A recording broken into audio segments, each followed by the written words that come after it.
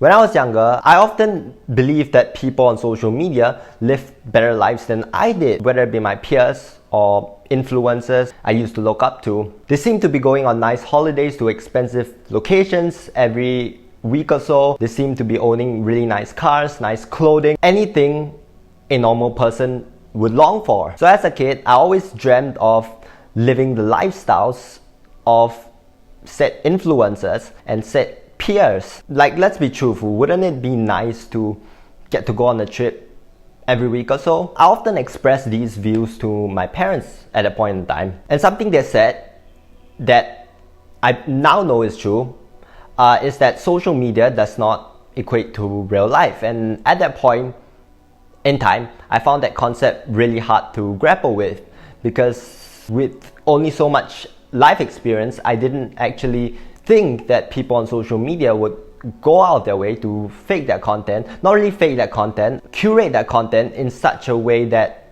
viewers only see the good parts of their life and not the everyday struggles they go through. But over time, as I matured, and also partly because social media, the direction of social media evolved and now influencers are advocating for transparency, I realized that what you see on social media is only a portion of a person's life, not even 50%, maybe less than 25% of a person's life. And yes, there are times where we look and compare ourselves with our friends and we think that they have it so much better than us. That's just normal human instinct. It's normal for us to always want to strive for more and always trying to seek the next big thing. That's not necessarily a bad thing as a whole, because it serves as a motivation for you to level up, for you to improve yourself, and for you to work harder so that you can achieve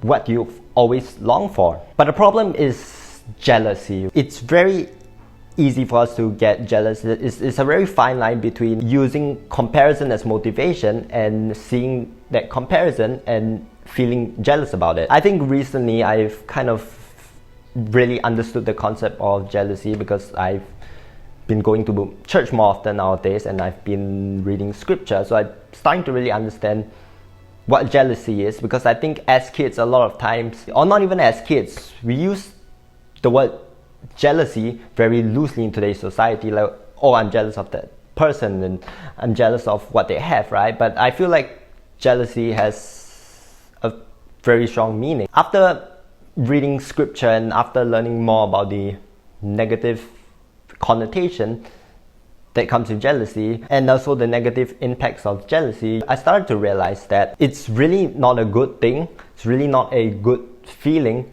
to cultivate, because jealousy can lead to desperation, and desperation can lead you to do stupid things which you will regret in the future, like stealing. Very extreme example, but you see where I'm going. It's like a domino effect. Jealousy leads to desperation, and then desperation causes you to do things out of what you would normally do to achieve said result. Now, how can we deal with all this? I think one very simple way is to practice gratitude, and this is something that has been said a lot. It is quite cliche, I'll admit, but there's some truth to it, honestly. I think it's important we do a little grounding every once in a while, maybe every day, even better. To think of what we have can be as simple as shelter, food, clothing, basic necessities that we have that other people in less developed countries would die for. And yes, there are a lot of affluent people out there who have more expensive cars,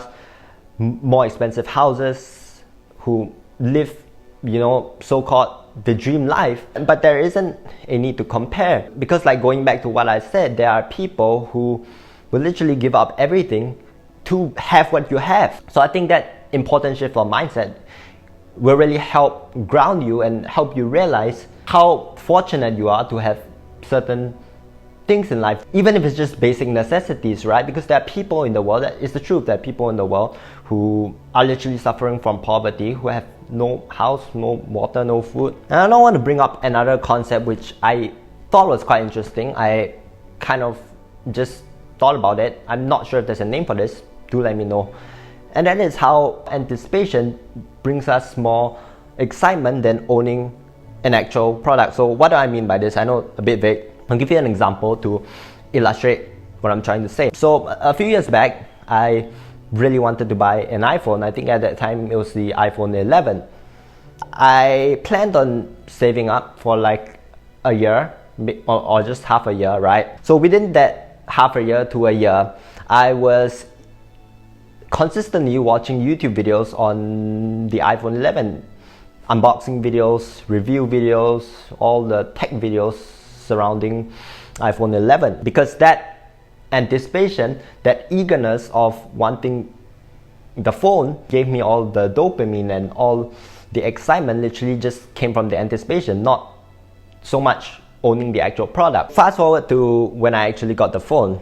Of course, opening the new phone, trying out the phone's new features and all that was very exciting at that point in time. But then after a while, just like an hour later, maybe an hour is a stretch, like a week later, that excitement died down, because after a while it's just a regular phone and there's nothing new about it. So what I'm trying to say is that us humans always crave novelty and we always want the next best thing. So you might say that this next purchase will satisfy you, but then once you get that purchase, you'll move on to something else and you eye the next bigger thing. So this cycle is endless, and honestly it's never fulfilling. It might make you happy, and I'll dive into the difference between happiness and fulfillment in another video, because those two are very different. They're used quite interchangeably, but they are very different, because happiness is more of a temporary state of, for lack of better words, joy, and fulfillment is the constant peace with your life. Like I said again, there's nothing wrong with wanting more and striving for more. But I guarantee you, if you go ask like 100 celebrities or something, whether materialistic items give them long-term satisfaction, I can assure you that almost 90%, or if not 99.9%, will say that it doesn't. It is a source of happiness, but it's not something that fulfills them wholeheartedly. And if you look at the celebrity culture, Hollywood culture, there's so many celebrities who are, A-list celebrities who have everything that you could ever dream of, yet they are miserable, yet they are suffering, they still have their own mental health problems. So I'll use another simple analogy to explain this point. So a lot of people in the past, a lot of people who grew up back then, who grew up in a less wealthy household, viewed fast food as a luxury because they didn't get to eat like a McDonald's burger very often. So that to them was a luxury. But then eventually later in life, once they've earned their own money, once they've acquired their own wealth, right, fast food to them is no longer a luxury, because they move on to bigger things. So what I'm trying to say here is that no matter how luxurious an item is, it'll never really fully fulfill you. So I think it's, again, back to what I said earlier, important to ground ourselves and practice this perspective and tell ourselves that our lives are not that bad, and that we have a house, we have shelter, we have, all these things which some people don't even have. It's crazy to think how some people in lesser developed countries are actually satisfied with their life. It's crazy for us to think about, crazy for us first world people to think about. How can these people who lack basic items lead a fulfilling life? Right? It's crazy. But I think it's because they don't compare themselves, and they are grateful for whatever they have. They don't have social media to look outwards to compare themselves to other people, so they're just contented with whatever little they have. So in a way we can learn from that, because sometimes the most contented people are not the people who have the most luxury items. It's the people who are able to ground themselves and are able to be fulfilled with whatever little they have. So the main takeaway of this video is, don't compare yourselves to other people. We are all different. We all have our strengths, weaknesses, right? Comparison is literally the thief of joy in today's society, and I think that is a really good way to put it. So count your blessings.